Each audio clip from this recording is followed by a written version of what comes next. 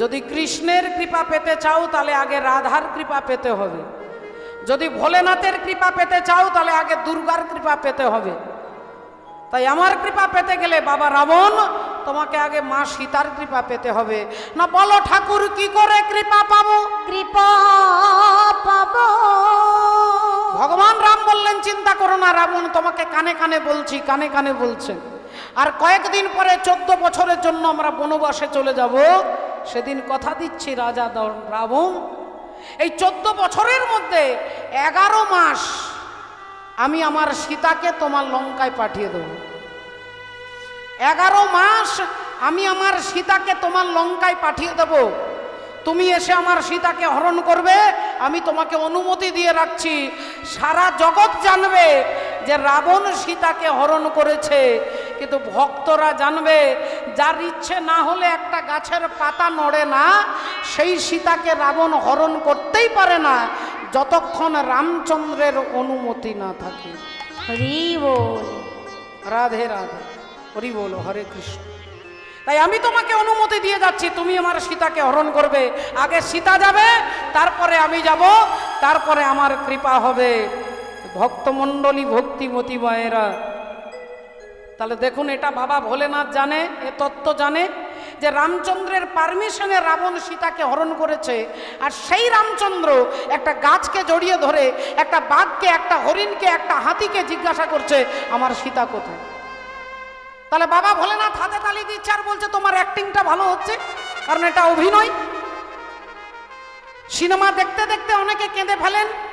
সিনেমাতে হিরো যখন মারা যায় অনেকে কাঁদেন, কিন্তু হিরোর বাড়ির লোকজন তারা কাঁদে না কেন? কারণ জানে ওটা মারা যায়নি, ওখানে অভিনয় করছে। তাই শিব ঠাকুর জানে যেটা অভিনয়, তাই তিনি হাতে তালি দিচ্ছে। আর মা সতী বলে উঠলেন স্বামী একটা কথা বলবো। এই যে জঙ্গলে যিনি কেঁদে কেঁদে ঘুরে ঘুরে কাঁদছে এই রাম, আর সারা রাত্রি যে রামের কথা শুনলাম সেই রাম, এই দুটো রাম কি আলাদা না একজন ব্যক্তি? এই দুটো রাম কি আলাদা না একজন ব্যক্তি? বাবা ভোলেনাথ বললেন না, যে রামের কথা সারা রাত্রি আমরা শুনলাম সেই রাম, এই জঙ্গলে যিনি কাঁদছেন এই রাম, এই দুজন একই ব্যক্তি, একজনই। মা সতী বললেন না না, আমার মনে হচ্ছে ইনি ভগবান নন। দেখুন বাবা ঠাকুর, রাধে রাধে। মা সতী বলছে আমার মনে হচ্ছে এই রাম ভগবান নন। ভোলেনাথ বলছে সতী তুমি ভুল করছো, ওটা যে কান্নাটা দেখছো ওটা অ্যাক্টিং, ওটা মায়া। আমি তোমাকে বলছি উনি ভগবান। মা সতী দক্ষ রাজার কন্যা, কথায় কথায় তর্ক করে, বলছে আমি চ্যালেঞ্জ করে বলছি রাম যে ভগবান নয়, আমি প্রমাণ করে দেব। রাম যে ভগবান নন, রাম যিনি ভগবান হবে, ভগবান হলে অন্তর্যামী হবে।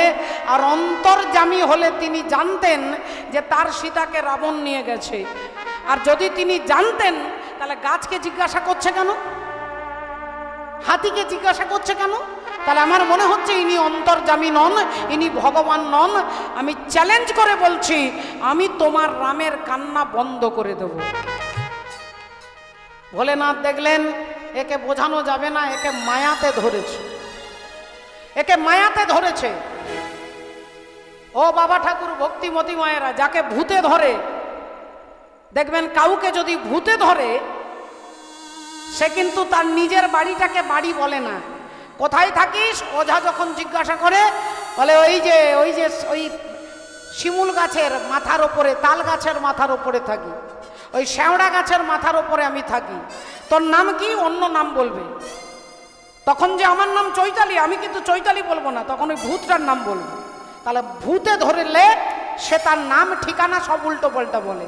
আর মায়া যখন কাউকে ধরে, দেবর্ষি নারদ ভগবান কৃষ্ণকে বলছে ঠাকুর তুমি বলেছ তোমার মায়া নাকি বিরাট বিচিত্র ব্যাপার। নারদ মুনি ভগবানকে বলছে ঠাকুর তোমার মায়াটা আমাকে আজকে একটু দেখিয়ে দাও, একটু দয়া করে দেখিয়ে দাও। হরি বল, আমি তোমার মায়া দেখতে চাই। ভগবান বললেন নারদ আমার মায়া দেখতে চেও না, এ বিশাল বিচিত্র। নারদ মুনি বললেন না না না, আমাকে তুমি দেখিয়ে দাও, আমাকে আমাকে তোমার মায়া কিছু করতে পারবে না, তুমি দেখিয়ে দাও।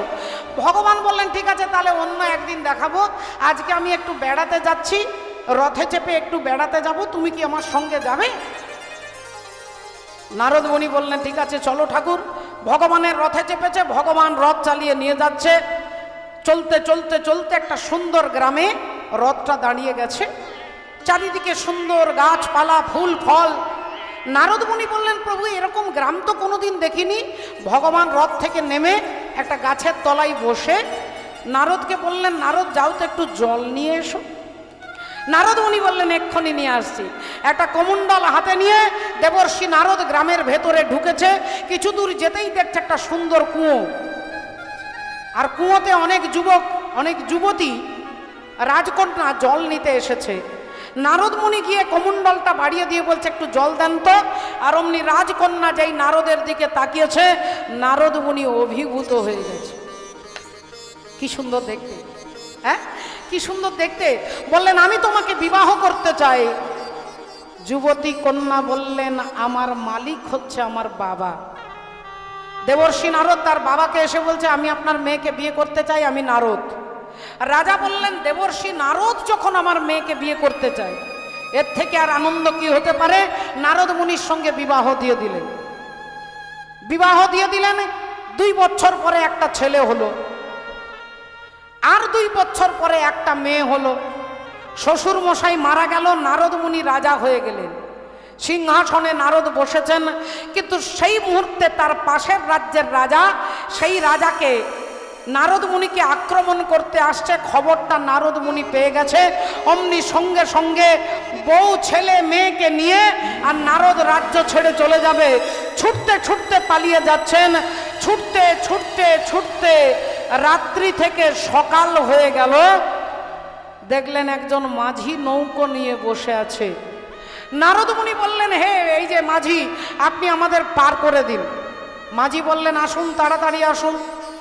স্ত্রীকে সঙ্গে নিল, ছেলেকে নিল, মেয়েকে নিয়ে নারদ মুনি নৌকোয় চেপেছে। নৌকো চলতে চলতে চলতে মাঝ গঙ্গায় নৌকো টলমল করছে। টলমল করতে করতে তার স্ত্রী জলে পড়ে গেছে। যেই স্ত্রী পড়ে গেছে অমনি ছেলে মা বলে ঝাঁপ দিয়েছে, ছেলেও জলে পড়ে গেছে। আর ছেলে যখনই পড়েছে তখন মেয়েও ঝাঁপ দিয়েছে। আর সবাই যখন ঝাঁপ দিয়েছে দেবর্ষি নারদও ঝাঁপ দিয়েছে। একবার স্ত্রীকে ধরছে তখন বলছে, ছেলে বলছে বাবা আমাকে বাঁচাও।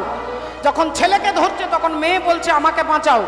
যখন মেয়েকে ধরছে তখন স্ত্রী বলছে আমাকে বাঁচাও। কাকে বাঁচাবে কাকে না বাঁচাবে ভাবতে ভাবতে 3 জন ডুবে হরিবোল হয়ে গেছে। নারদ মুনি কোনো রকমে সাঁতার দিয়ে পারে এসে হাঁটুর ওপরে মাথাটা রেখে কপাল চাপড়াচ্ছে আর বলছে ঠাকুর তুমি আমার এত বড় সর্বনাশ করলে, এত বড় সর্বনাশ করলে। তুমি আমার স্ত্রীকে কেড়ে নিয়েছো, আমার ছেলে মেয়ে সব কেড়ে নিয়েছো। তুমি আমার বলতে আর কিচ্ছু রাখলে না। হায় হায় করছে আর কপাল চাপড়াচ্ছে। এমন সময় ভগবান এসে কাঁধে হাত দিয়ে বলছে নারদ আমার জল কোথায়, আমার জল কোথায়? তুমি যে 1 ঘন্টা আগে জল আনতে গেলে জলটা কোথায়? নারদ মুনি বললেন 1 ঘন্টা? 1 ঘন্টায় আমার বিয়ে হয়ে গেল, একটা ছেলে হলো, একটা মেয়ে হলো, আমি রাজা হলাম, যুদ্ধ শুরু হবে, ছুটে পালালাম, সব 1 ঘন্টা? কি বলছো ঠাকুর? ভগবান বললেন কিছুক্ষণ আগে তুমি আমার মায়া দেখতে চেয়েছিলে না, তোমাকে আমার মায়াটা দেখিয়ে দিলাম। আমার মায়ায় তোমার মতো এত বড় ভক্ত নারদকেও আমার আমার বলে কাঁদতে হচ্ছে। তাই মায়া যখন ধরবে তখন জীব বলবে আমার ছেলে, আমার মেয়ে, আমার গাড়ি, আমার বাড়ি। এই আমার আমার আমার কে বলে না? মায়া পিশাচি যার গলাটা চেপে ধরে। হরি বল, রাধে রাধে। শ্রদ্ধেয় ভক্তমণ্ডলী, ভক্তিমতী মায়েরা, তাহলে একটু লক্ষ্য করে দেখুন আজকে কত বড় কথা বলছে। আহা, ভগবানের মায়া। তাই শিব ঠাকুর বলছে সতী তুমি ভুল করছো, তুমি চ্যালেঞ্জ করো না। মা সতী বলছে আমি চ্যালেঞ্জ করছি, আমি রাম ভগবান নয় প্রমাণ করে দেব, রাম অন্তর্যামী নয় প্রমাণ করে দেব, আমি রামের কান্নাটা বন্ধ করে দেব। শিব ঠাকুর দেখলেন তাহলে এর সঙ্গে বকবক করে লাভ নেই। বাবা ভোলেনাথ মা সতীকে ছেড়ে চলে গেলেন। আর মা সতী কি করলেন না? সীতা সাজলেন। আজ হইয়া জানো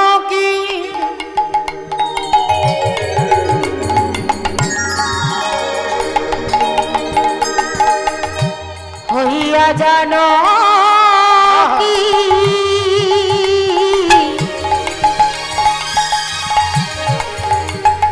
আস্তে এখানে অনেক অনেক বাবারা আছে রয়েছেন যারা একটু গান তাল শুনতে ভালোবাসেন। আমরা শুনবো একটু তেওর তালের মধ্যে। কিবা হই হইয়া জানো কি জানো কি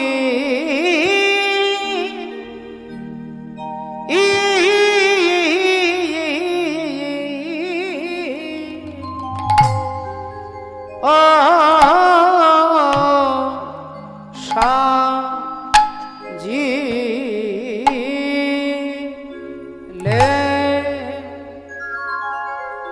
সাজিলে না জানো কি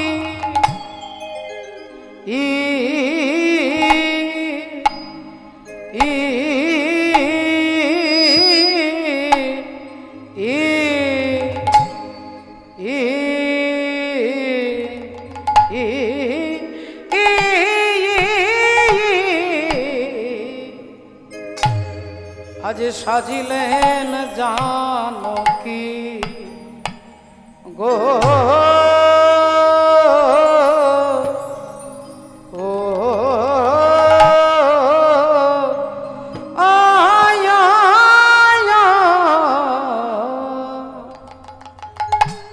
ও হই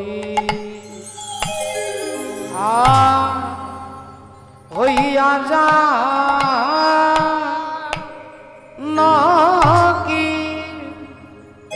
জানো কি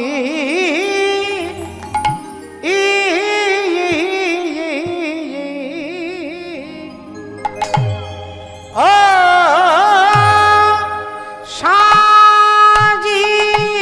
সাজিলে বলে যতন করে সাজিল আরে আজি সীতা মত যতন করে মা সতী সাজিল আরে আজি সীতা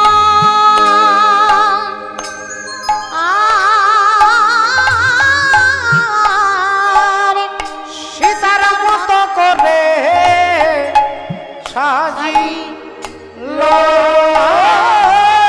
রে আজি সীতা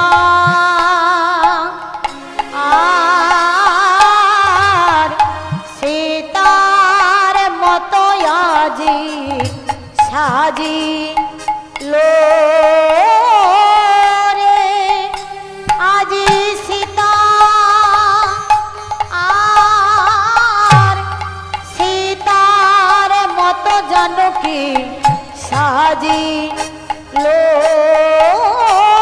রে যত করে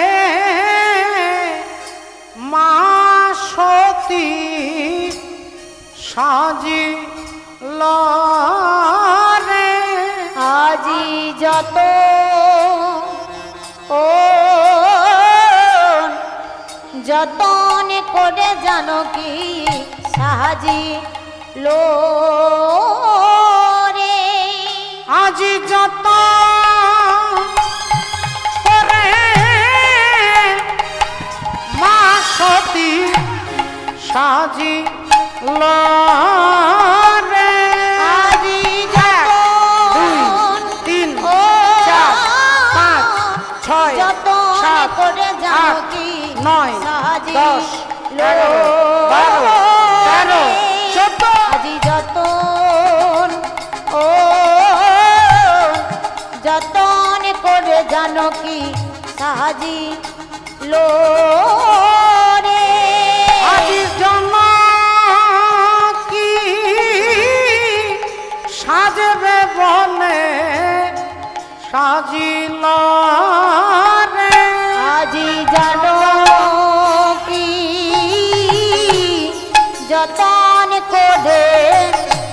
সাজিল রে আজি যতন করে মা সতী সাজিল রে আজি যত করে মাজানো কি সাজিল রে আজি যতন করে মা সতী সাজিল রে আজি যতন ও যতন করে জানকী সাজিল রে আজি যতন করে মা সতী সাজিল রে আজি যতন করে মা সতী সাজিল রে আজি যতন করে মা জানকী সাজিল রে আজি যতন করে মা জানকী সাজিল রে আজি যতন করে মা জানকী সাজিল রে আজি যতন করে মা জানকী সাজিল রে আজি যতন করে মা জানকী সাজিল রে আজি যতন করে মা জানকী সাজিল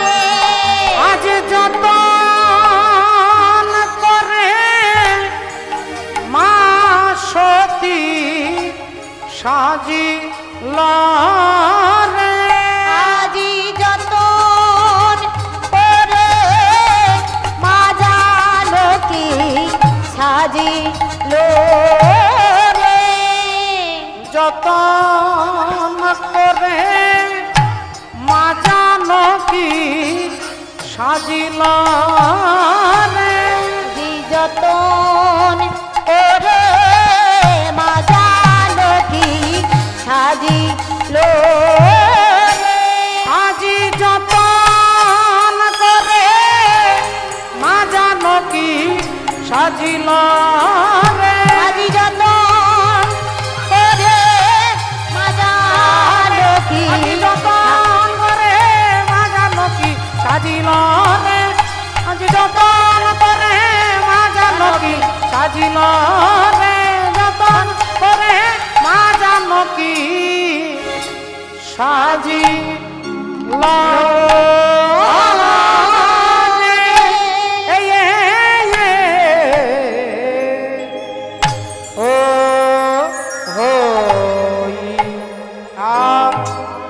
হইয়া যা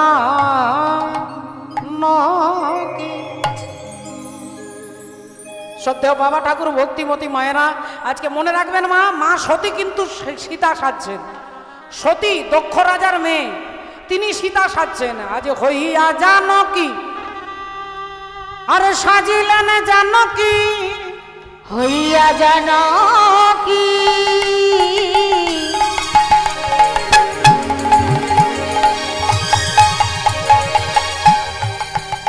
আজি সাজিলেন জানকী ওগো রামের আগেতে দাঁড়াই হইয়া জানকী সাজিলেন জানকী আজি রামের আগেতে বলি এসেছি আমি জগতের স্বামী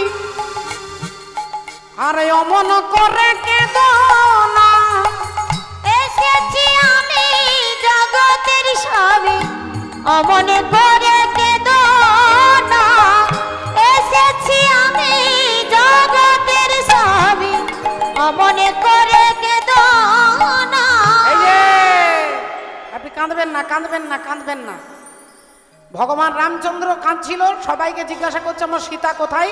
আর মা সতী সীতা সেজে রামের আগের দিকে দাঁড়িয়ে বলছে আপনি আর কাঁদবেন না, এই দেখুন আমি আপনার সীতা চলে এসেছি, আমি আপনার সীতা চলে এসেছি, আমি আপনাকে পরীক্ষা করছিলাম আপনি আমাকে কতটা ভালোবাসেন, এই দেখুন আমি চলে এসেছি। যেই বলেছে অমনি প্রভু রামচন্দ্র দুহাত দিয়ে চোখের জলটাকে মুছে নিয়েছেন।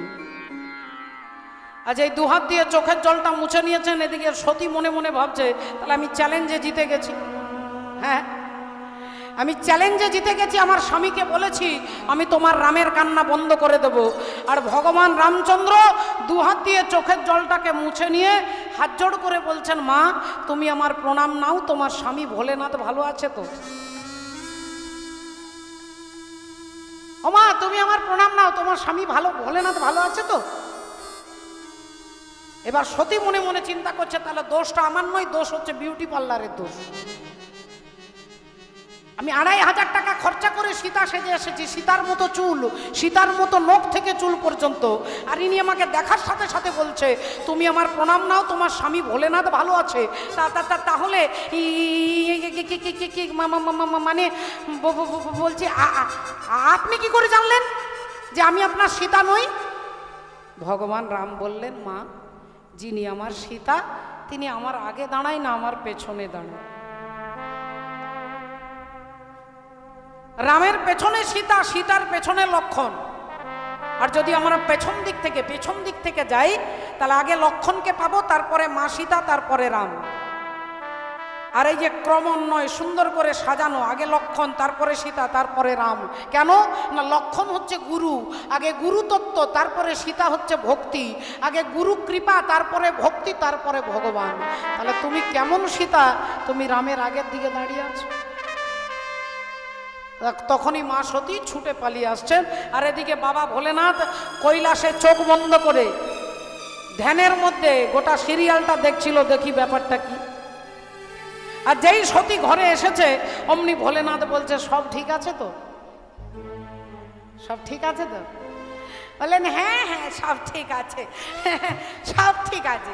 বলে কি হলো ওখানে? কি আর হবে, আপনি যাকে দিন রাত্রি প্রণাম করেন সে তো আমাকে প্রণাম করলো। একটু ভাষার গুরুত্বটা আপনারা বুঝে দেখুন, কত অহংকার মেশানো। আপনি যাকে দিন রাত্রি প্রণাম করেন সে আমাকে প্রণাম করলো। বলে তারপর না, তারপর আর কি হবে, তারপর আমি আপনার কাছে চলে এলাম বলে দিয়ে যেই বাবা ভোলেনাথের বাম দিকে বসতে যাবে, স্বামীর বাম দিকে স্ত্রীর অধিকার, আর সেই অধিকারের দাবি নিয়ে মা সতী যেই শিব ঠাকুরের বাম দিকে বসতে যাবে, বাবা ভোলেনাথ বাম দিকের আসনটাকে চেঞ্জ করে ডান দিকে করে দিয়েছে। তাহলে বাম দিকে স্ত্রী আর ডান দিকে কে থাকে না? মা থাকে, কাকিমা থাকে, জেঠিমা থাকে, ভাগ্নি থাকে, ভাইজি থাকে, এরা ডান দিকে। তাহলে বাবা ভোলেনাথ সতীর আসনটাকে চেঞ্জ করে ডান দিকে করে দিলেন, অর্থাৎ তিনি ত্যাগ করে দেখিয়ে দিলেন। ত্যাগের কথাটা বললেন না, ত্যাগটা করে দেখিয়ে দিলেন যে আজ থেকে তুমি আমার স্ত্রী নও, তুমি রামের সীতা সেজেছ, অর্থাৎ আমার গুরু মা। তাই আজ থেকে স্ত্রীর মর্যাদা নয়, আজ থেকে তুমি মাতৃ মর্যাদা পাবে। ওগো ঝিয়ের পেটে মায়ের জন্ম, বলি তোমরা ভেবে করবে কি, ওই চাঁদের গায়ে চাঁদ লেগেছে, তোমরা ভেবে করবে কি, চাঁদের গায়ে চাঁদ লেগেছে। ওগো ঝিয়ের পেটে মায়ের জন্ম, ঝিয়ের পেটে মায়ের জন্ম, তোমরা ভেবে করবে কি, চাঁদের গায়ে চাঁদ লেগেছে, তোমরা ভেবে করবে কি, চাঁদের গায়ে চাঁদ লেগেছে। বলি 6 মাসের এক কন্যা ছিল,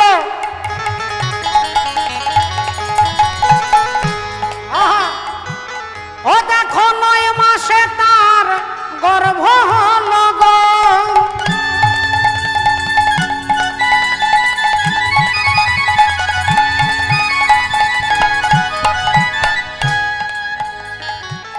বলি 11 মাসে 3টি সন্তান, 11 মাসের 3টি সন্তান। ও যে কোনটা করবে ফকিরি, চাঁদের গায়ে চাঁদ লেগেছে, তুমি না ভেবে করিবে কি? চাঁদের গায়ে চাঁদ লেগেছে, তুমি না ভেবে করিবে কি? চাঁদের গায়ে চাঁদ লেগেছে। ঘর আছে তার দুয়ার নাই, দরজা নেই জানালা নেই, কিন্তু ভেতরে একজন আছে। ঘর আছে তার দুয়ার নেই, লোক আছে তার বাক্য নেই। আর সেটা হচ্ছে কি? সেটা হচ্ছে ডিম, পাখিদের ডিম। ডিমের মধ্যে দরজা জানলা কিছুই থাকে না, কিন্তু ভেতরে একজন থাকে। রাধে। ও যে ফকির লালন ভেবে বলে, আহা,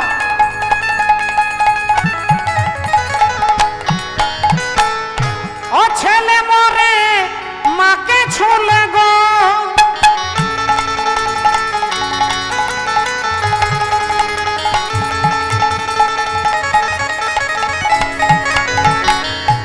ফকির লালন ভেবে বলে, ছেলে মরে মাকে ছুলে গো। ছেলে মরে যায় যদি মাকে ছুঁয়ে দেয়, সেই মাকে যে নাকি ছেলে ছুঁয়ে দিলে মরে যাবে ছেলে। মা হচ্ছে সমুদ্র, আর ছেলে হচ্ছে নুন, লবণ। এক মুঠো নুন, যে নুন সৃষ্টি হয় সমুদ্রের গর্ভ থেকে, সেই এক মুঠো নুন যদি সমুদ্রে ফেলে দেন, বলে হরিবোল হয়ে যাবে বাবা, আর খুঁজে পাওয়া যাবে। ফকির লালন ভেবে বলে, ও গো ছেলে মরে মাকে ছুলে গো, বলি এই কয় কথার তত্ত্ব নইলে, এই কয় কথার তত্ত্ব নইলে, ও গো তার হবে না ফকিরি। চাঁদের গায়ে চাঁদ লেগেছে, তুমি না ভেবে করিবে কি? চাঁদের গায়ে চাঁদ লেগেছে, তুমি না ভেবে করিবে কি? চাঁদের গায়ে চাঁদ লেগেছে, চাঁদের গায়ে চাঁদ লেগেছে, চাঁদের গায়ে চাঁদ লেগেছে। তাহলে এদিকের ঘটনা আপনারা শুনলেন। এখানে কি ঘটনা হলো না? বাবা ভোলেনাথ মা সতীকে ত্যাগ করে দিলেন। আর এদিকে একটু তাকিয়ে দেখুন, যে ঘটনাটা আমরা ফেলে এসেছি, প্রজাপতি দক্ষ রাজা। আর সেই দক্ষ রাজাকে দেখে শিব ঠাকুর প্রণাম করেনি। কেন করেননি? না, তিনি ধ্যানে বসেছিলেন। রাধা গোবিন্দের ধ্যানের মধ্যে তিনি ছিলেন, তাই তিনি দক্ষ প্রজাপতিকে দেখেননি। আর দেখেননি বলে তিনি প্রণাম করতে পারেননি, হাত জোড় করতে পারেননি। এটা তো জানে না দক্ষ রাজা। দক্ষ রাজা তখন ভাবছে যে আমাকে দেখে নমস্কার করলো না, আমাকে দেখে প্রণাম করলো না। ওই একটা জায়গায় অহংকারী ব্যক্তি দেখবেন শুধু নিজেকে নিয়েই ব্যস্ত থাকে। আমাকে প্রণাম করলো না, আমাকে দেখে উঠে দাঁড়ালো না। আর এমন সময় সমস্ত দেবতারা দেবর্ষি নারদকে পাঠিয়েছে। দেবর্ষি নারদ এসে দক্ষ প্রজাপতির কাছে দাঁড়িয়েছে, নারায়ণ নারায়ণ। তা কি ব্যাপার, আপনার মুখটা শুকিয়ে গেছে কেন? আপনার মুখের মধ্যে কোনো হাসি নেই, আনন্দ নেই, কি হয়েছে? দক্ষ রাজা বললেন, আর বলবেন না। আমার ওই ছোট লোক জামাই আছে না, ওই ছোট লোক জামাই, ওই ভাঙড় ভোলা শিব, সে আমাকে দেখে উঠে দাঁড়ালো না, নমস্কার করলো না, প্রণাম করলো না। আবার আমার বিনা অনুমতিতে বেরিয়ে চলে গেল। রাধে রাধে, হরি বল হরে কৃষ্ণ। হ্যাঁ, হরি বল হরে কৃষ্ণ। ভক্তমণ্ডলী ভক্তিমতী মায়ের। আচ্ছা দেখুন, একটু লক্ষ্য করি, যেই এ কথা বলেছে যে আমাকে দেখে প্রণাম করলো না, নমস্কার করলো না, নারদ মুনি বললেন, একটা কাজ করুন, আপনি একটা কাজ করুন, আপনাকে যখন আপনার জামাই অপমান করেছে, তখন আপনিও একটা ব্যবস্থা করুন, আপনিও তাকে অপমানের ব্যবস্থা করুন। কি করে অপমান করব? বলে আপনাকে দেখে যখন নমস্কার করেনি, আপনিও একটা যজ্ঞ করবেন, যে যজ্ঞে সবাইকে নেমন্তন্ন করবেন, শিব ঠাকুরকে বাদ দিয়ে দেবেন। হরি বল, রাধে রাধে। দেবর্ষি নারদ মনে মনে ভাবলেন যে আমি তোমার দিকেও নই, আর আমি তার দিকেও নই, আমি হলাম ধর্মের দিকে, সত্যের দিকে।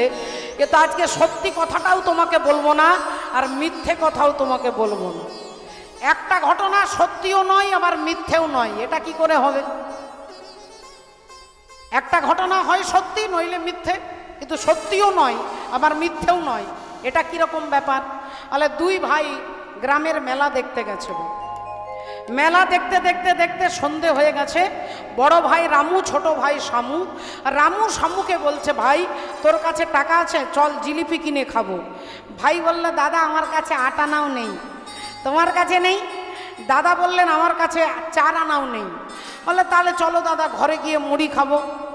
দাদা বললেন, দোকানে জিলিপি হচ্ছে, জিলিপি ছেড়ে দিয়ে মুড়ি খেতে যাব? কিন্তু দাদা আমাদের তো পয়সা নেই। বলে, চল বিনে পয়সায় খাবো। না দাদা, তারপরে মার খেতে হবে। না যাবি তো চল। না আমি যাব না, তুমি যাও। দাদা চলে এসেছে দোকানদারকে, জিলিপির দোকানদারকে বলছে, দাদা জিলিপি কত? না 25 টাকায় 250। দেন তো দাদা, দেরি করবেন না, তাড়াতাড়ি দেন, গরম গরম দেন, তাড়াতাড়ি দেন। এখন দোকানদার একটা ঠোঙায় 250 জিলিপি দিয়ে রামুর হাতে ধরিয়ে দিয়েছে। রামু একটা করে জিলিপি বার করছে, খাচ্ছে, আর ভাইকে দেখাচ্ছে, দেখ বিনে পয়সায় খাচ্ছি, দেখ বিনে পয়সায় খাচ্ছি, দেখাচ্ছে আর খাচ্ছে। তখন ছোট ভাই ভাবছে যে দাদা বিনে পয়সায় খাচ্ছে, দাদারও যা হবে আমারও তাই হবে, আমিও যাই। শামু একটুক্ষণ পরে এসে দোকানদারকে বলছে, দাদা জিলিপি কত? না 25 টাকা 250। আমাকেও দেন তো দাদা, তাড়াতাড়ি দেন দাদা, দেরি করবেন। তাকে একটা ঠোঙাতে দিয়েছে, দুজনেই খাচ্ছে। এখন রামু আগে থেকে খাচ্ছে, তার আগে শেষ হয়ে গেছে। সে ভাবছে হাতটা ধুয়ে ছুটে পালিয়ে যাব, আর যেই হাতটা ধুয়ে পালাতে যাবে দোকানদার ধরে যায়, দাদা জিলিপি খেয়ে হাত ধুয়ে বেরিয়ে চলে যাচ্ছেন, 25 টাকা দেবে কে? রামু সঙ্গে সঙ্গে বলে, হ্যাঁ হ্যাঁ হ্যাঁ তাই তো তাই তো, আমি তো মারাত্মক ভুল করছিলাম, আমি তো আপনাকে 30 টাকা দিয়েছি, 5 টাকা ফেরত দেন। দোকানদার বলছে, মেজাজ গরম করে দেবেন না, আমার মেজাজ খারাপ করে দেবেন না, আমি ভালো কথা বলছি, আমার 25 টাকা দেন।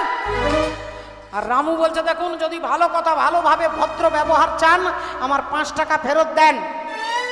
দোকানদারের সঙ্গে রামু তুমুল যুদ্ধ, পুরো ঝগড়া লেগে গেছে। এবার শামু ভাবছে, আমার কি হবে, এবার আমার কি হবে, আমারও তো জিলিপি শেষ। এবার হাত ধুয়ে রুমালটা বার করে হাতটা মুছছে, আর ভাবছে আমি কি বলবো। আর অমনি দোকানদার শামুকে ধরেছে, এই যে দাদা একটু আসুন, দাদা একটু আসুন, আপনি তো দেখেই মনে হচ্ছে ভদ্রলোক। আচ্ছা দাদা আপনি বলুন তো, এই লোকটা নাকি বলছে আমাকে 30 টাকা দিয়েছে, আপনি বলুন তো দাদা, আপনি কি দেখেছেন তাকে 30 টাকা দিতে? শামু বললেন, ঠিক আছে ঠিক আছে, হাতটা ছাড়ুন, আগে আপনার সমস্যার সমাধান পরে করব, আগে আমার 5 টাকা মনে আছে তো? আমার 5 টাকাটা মনে আছে না? আমাকেও একই কেসে ঢুকিয়ে দেবে।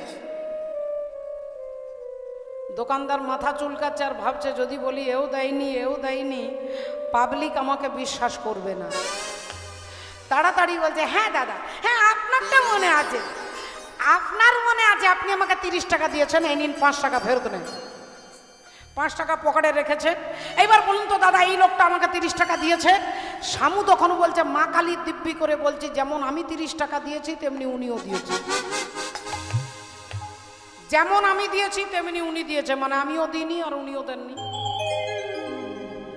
যেমন আমি দিয়েছি মানে আমিও দিইনি আর উনিও দেননি, তাহলে এটা মিথ্যেও নয়, আবার এটা সত্যিও নয়। রাধে রাধে। তাই শ্রদ্ধেয় বাবা ঠাকুর, ভক্তিমতী মায়েরা, ঘটনা কি ঘটলো না দেখুন, নারদ মুনি বলছে আপনি সবাইকে নেমন্তন্ন করবেন, শিব ঠাকুরকে বাদ দিয়ে দেবেন। দক্ষ প্রজাপতি বললেন, ঠিক বলেছেন, তাহলে সবার ঘরে ঘরে চিঠি পৌঁছে দিতে হবে। দেবর্ষি নারদের হাতে চিঠিগুলো নিয়েছে। দেখুন, শিব ঠাকুরকে বাদ দিয়ে সবাইকে চিঠি দেবেন। নারদ মুনি চলেছেন, আজ যেদা প্রজাপতি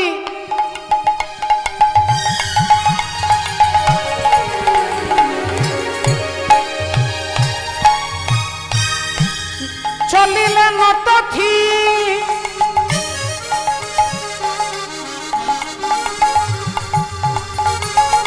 যেথা প্রজাপতি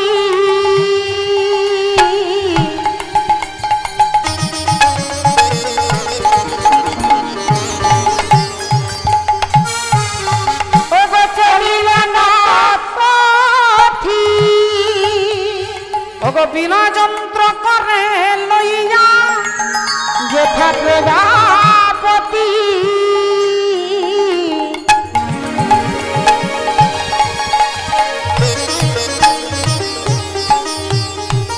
চলিলেন তথি, বিনা যন্ত্র করে লইয়া,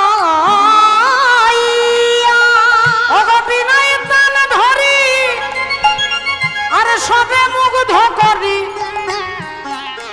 কোন পথে চলে ধাইয়া বিনাই তানে ধরি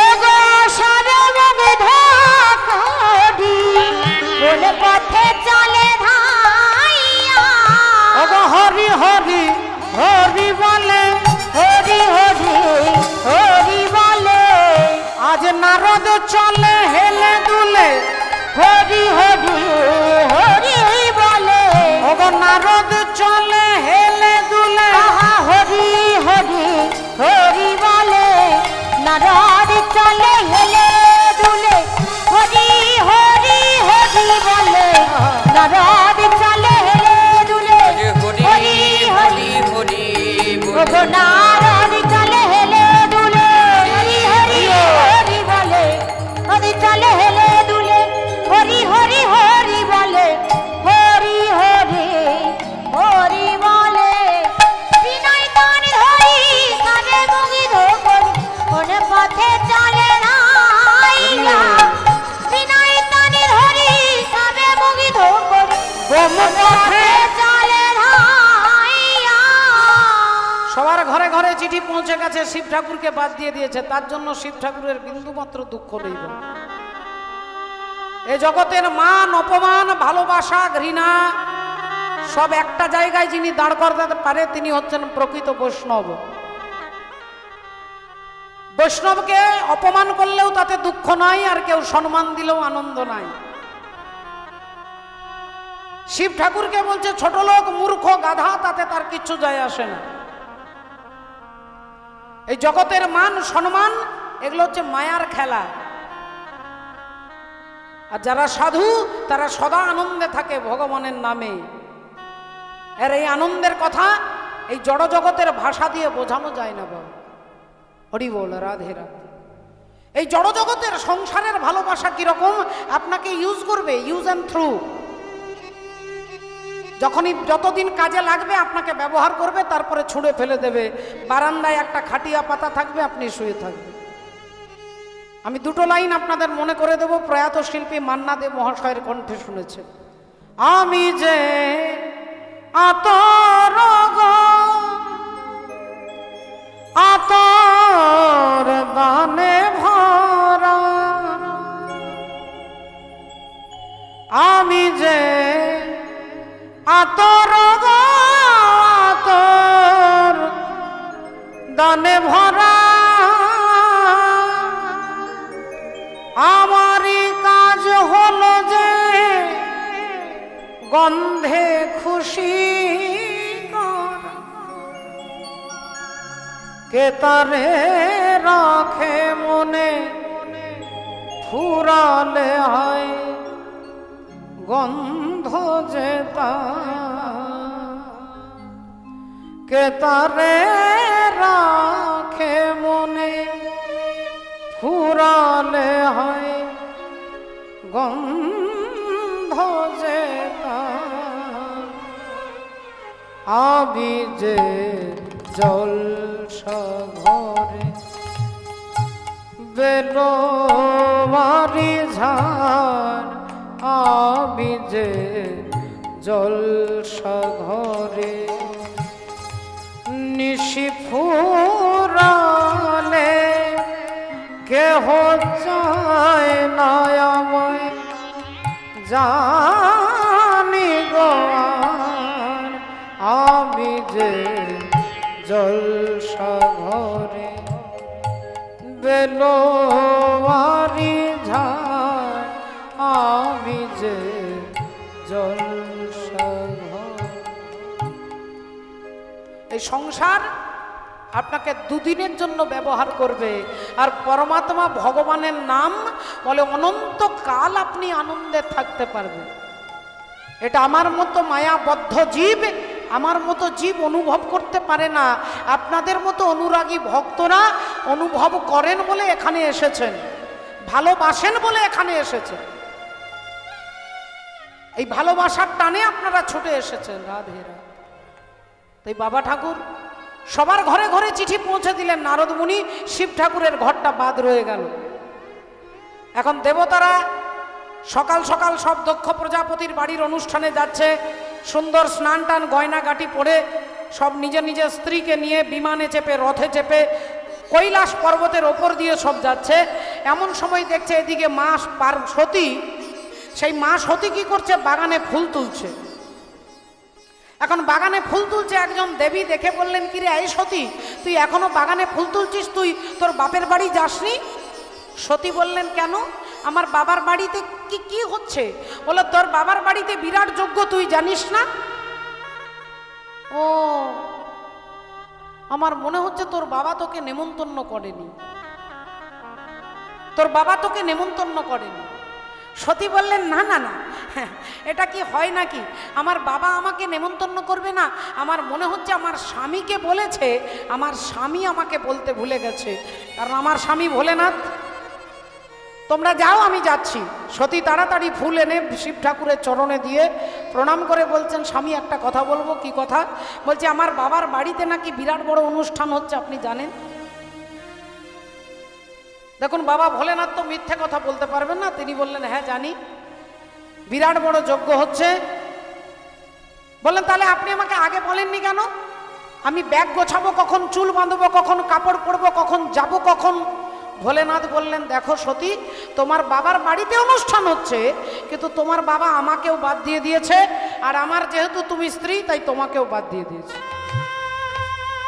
সতী বললেন, অসম্ভব, আমার বাবা আমাকে কখনোই বাদ দিতে পারে না, আমার বাবার আমি আদরের মেয়ে। বললেন, দেখো, তোমার বাবা তোমাকে আর আমাদের দুজনকে বাদ দিয়ে দিয়েছে। কেন বাদ দেবে? কারণটা কি? তাহলে কারণটা বলতে গেলে যেতে হবে সেইখানে, সেই ভৃগুমুনির যজ্ঞে। সবাই উঠে দাঁড়িয়ে নমস্কার করলেন, শিব ঠাকুর করতে পারলেন না। শিব ঠাকুরকে কি কথা বললেন? কতগুলো কথা। কোনো জামাই যদি শ্বশুর বাড়িতে অপমানিত হয়, শ্বশুর তাকে জামাইকে যা ইচ্ছে তাই বলেছে, জামাই এসে রাগটা বাড়িতে এসে কাকে দেখাবে? মা, আপনারা বিচার করে বলুন। জামাই যদি শ্বশুর বাড়িতে অপমানিত হয়, রাগ এসে বাড়িতে কাকে দেখাবে? স্ত্রীকে দেখাবে না? যে তোমার বাবা আমাকে এই বললো, তোমার বাবা আমাকে ওই বললো, তোমার বাবা আমাকে ছোট লোক বললো। তোমার বাপের বাড়ির দুয়ারে সরকার যেতে পারে, কিন্তু দুয়ারে আমি যাব না। এ তো বাবা ভোলেনাথ বললেন যে তুমি বিশ্বাস করো, আমি ধ্যানের মধ্যে গোবিন্দের দর্শন করছিলাম, তাই তোমার বাবাকে নমস্কার করতে ভুলে গেছি বলে তোমার বাবা ভেবে নিয়েছে আমি ওনার শত্রু, তাই আমাকে ত্যাগ করে দিয়েছে। আর তুমি আমার স্ত্রী বলে তোমাকেও ত্যাগ করে দিয়েছে। সতী বললেন, আমার বাবা যদি নেমন্তন্ন করতে ভুলে গেছে, আপনি যাবেন না? ভোলেনাথ বললেন, যদি তোমার বাবা আমাকে নেমন্তন্ন করতে ভুলে যেত, আমি 100 বার তোমার বাপের বাড়ির দরজায় যেতাম। বিনা নেমন্তন্নে 3 জনের বাড়ি যাওয়া যায়, গুরুর বাড়ি, বন্ধুর বাড়ি আর হিতৈষীর বাড়ি। বিনা নেমন্তন্নে যাওয়া যায়, কিন্তু যদি তারা ভুলে যায়, আর যদি ইচ্ছে করে আপনাকে বাদ দিয়ে দিয়েছে, বললেন তোমার বাবা আমাকে ভুলে গেলে আমি 100 বার যেতাম, কিন্তু তোমার বাবা আমাকে ভুলে যায়নি, আমাকে ইচ্ছে করে বাদ দিয়ে দিয়েছে, তাই তুমি যেও না। সতী বললেন, ঠিক আছে ঠিক আছে, আপনাকে যেতে হবে না, আমি চললাম। দেখো সতী, তুমি যেও না, তোমার জীবনে মারাত্মক অনর্থ হবে। কোনো কথা না শুনে মা সতী যে কাপড়টা পরেছিল ওই কাপড় পরেই হাঁটতে হাঁটতে যাচ্ছে। এত গয়না বেটি কোথায় পেলি গয়না, এত গয়না বেটি কোথায় পেলি গয়না, এত গয়না বেটি কোথায় পেলি গয়না।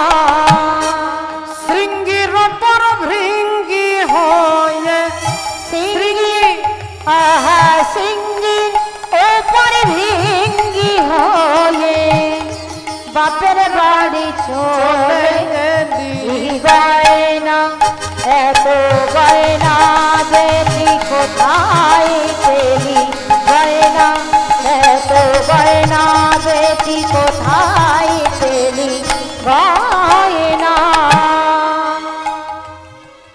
ওরে অবস্থা তোর আছে জানা,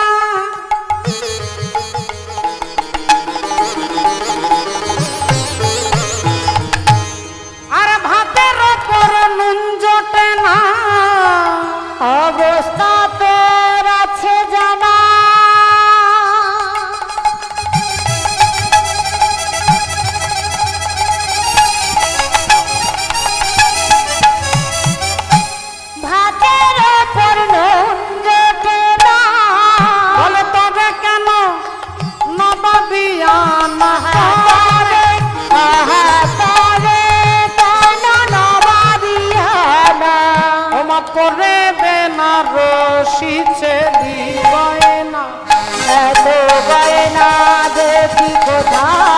পেলি গয়না, এত গয়না দেবী কোথায় পেলি গয়না, এত গয়না দেবী কোথায় পেলি গয়না।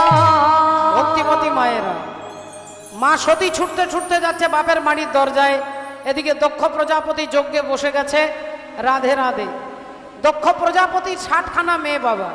কি কি নাম?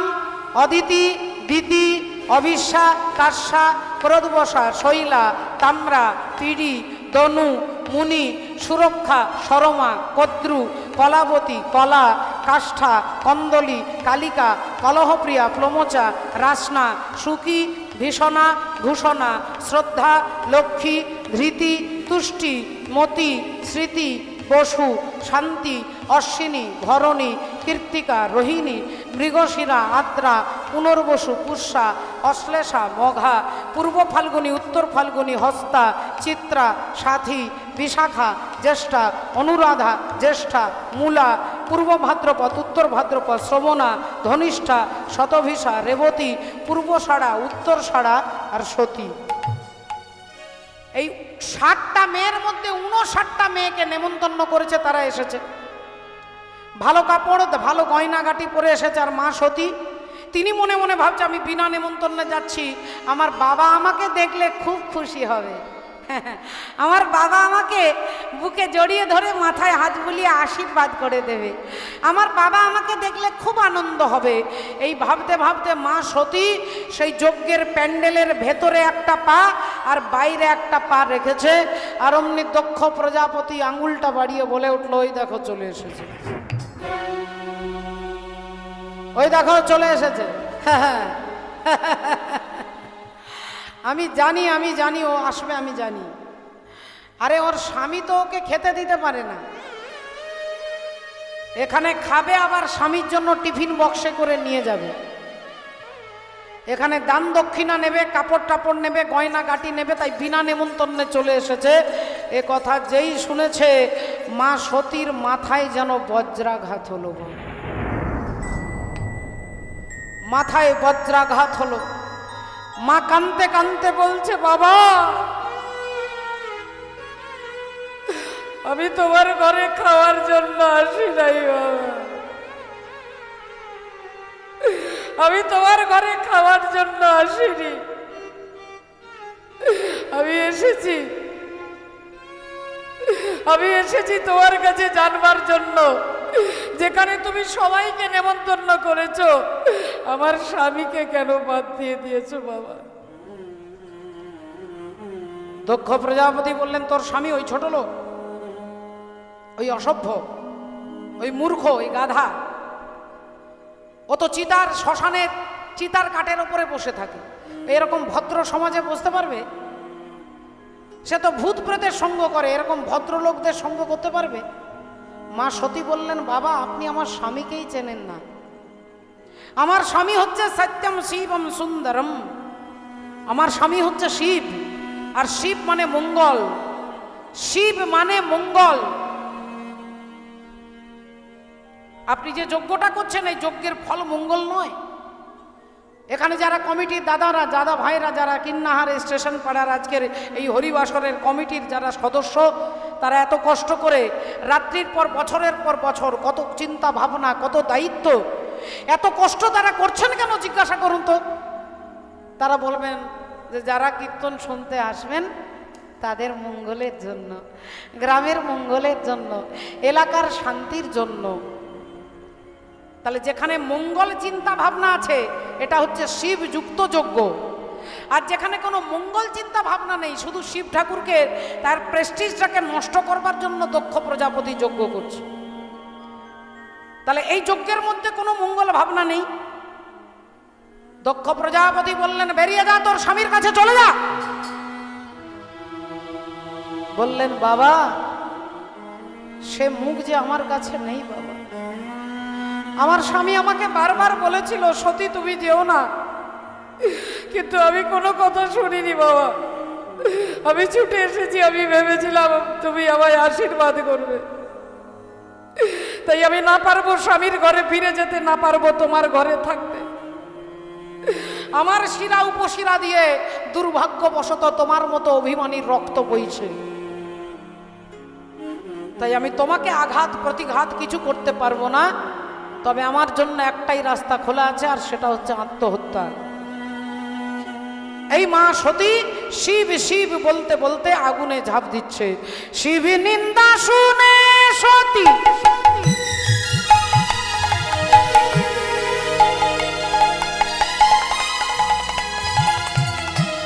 শিব নিন্দা শুনে সতী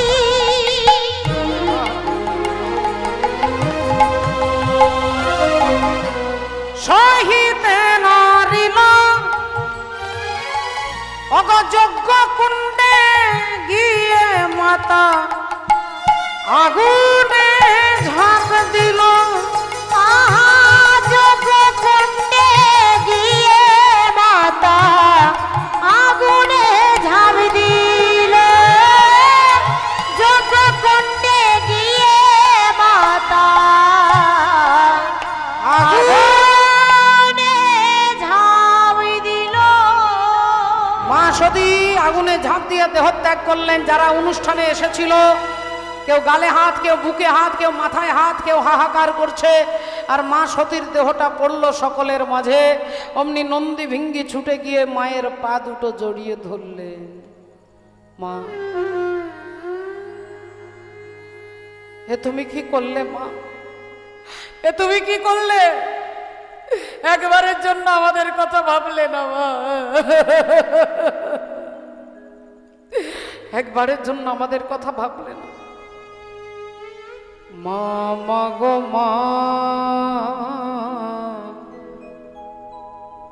আমায় ছেড়ে কোথাও তুমি চলে যেও না। মা, মা গো মা, আমায় ছেড়ে কোথাও তুমি চলে যেও না। কাজের দিনে কিংবা ছুটির দিনে এলে যেন চোখ চাইলে দেখি তোমায় চোখ ভরে। আমার ঘরে ধরে যাক না ঝরে তোমার খুশির আলপনা, ব্যথার ছলনা। মা, মা গো, তুমি একবারও আমাদের কথা ভাবলে না মা? আমরা গিয়ে বাবার কাছে কি করে দাঁড়াবো? বাবা যখন জিজ্ঞাসা করবে তোদের মা কোথায়, আমরা কি বলবো মা? তুমি একবারও আমাদের কথা ভাবলে না। নন্দী ভিঙ্গি কানতে কানতে ছুটতে ছুটতে যাচ্ছে, কানতে কানতে ছুটতে ছুটতে যাচ্ছে। আর এদিকে বাবা ভোলেনাথ আনন্দে বসে আছেন কৈলাস পর্বতের উপরে। কৈলাস পর্বতে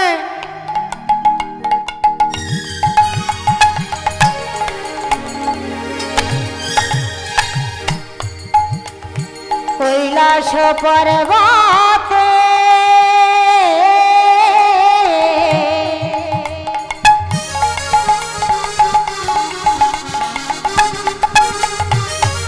অতি আনন্দেতে, কৈলাস পর্বতে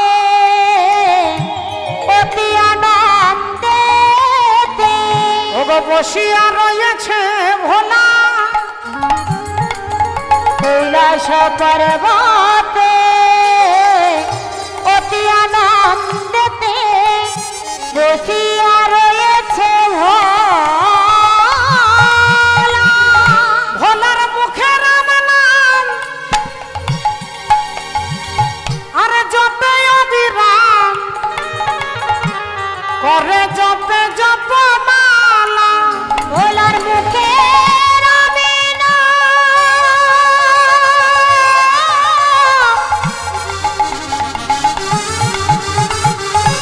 ওগো জপে অবিরাম করে জপে জপ মালা। মুখে রামে নাম জপে অবিরাম করে বলি হরি হরি হরি বলে হরি হরি হরি বলে এবার ভাই